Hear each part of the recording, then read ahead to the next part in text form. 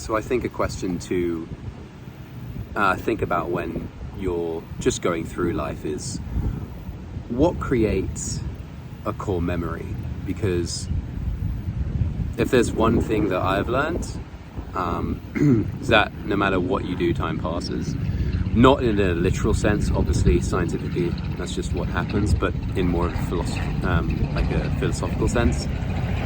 No matter what you do, time will pass, which means whatever you're experiencing right now, whether that be great joy or great sadness, it will end.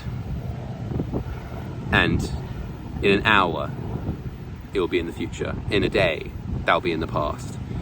Next time you go on a holiday or you're on a plane, tell yourself, this will end and I will look back on this as a past memory, because at the time you forget that in the future, right now is the past.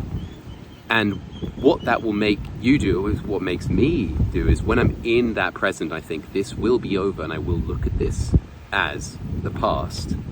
It makes me appreciate the present so much more, because it makes me realize that, hey, I should be here right now, rather than thinking about the future. It's like a paradox.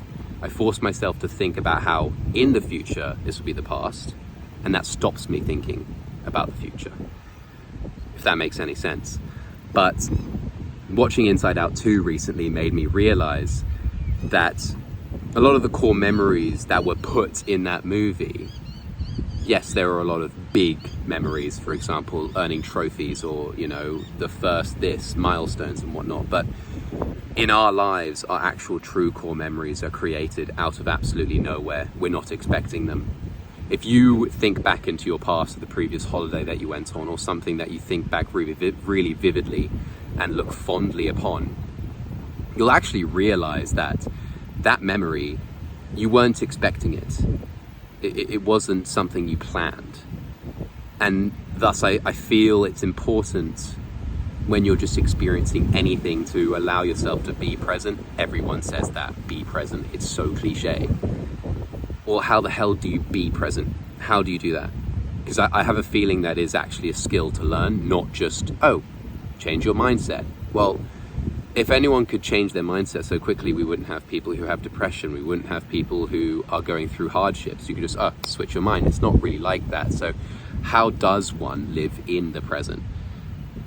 And I think it's understanding and being grateful the fact that time is fleeting, and that right now what you are experiencing will be finished soon. Not life-wise. I mean, right now, I'm sitting on a hill. I'm in Coogee and I'm looking at the sea. In 3 hours time, I will be working. I'll be looking back at this video that I'm making, feeling like that was in the past, but right now it's happening. It's a weird thought experiment, but it's nice. And that's kind of how I try to live. I don't do it all the time. It's really hard to, especially when you're in a social situation and people are talking to you. All you're thinking about is the small things that worry you. And so the biggest vivid memories of mine are always the smallest ones, that I take a breath, I let something sink in, right? Subconsciously. You can consciously let something sink in. You can sit back, look around and go, this is great. For some reason, you don't really remember that. You always remember the time that your subconscious does it and you didn't realize that you were doing it at the time. So I think that's an interesting thought experiment, something to do.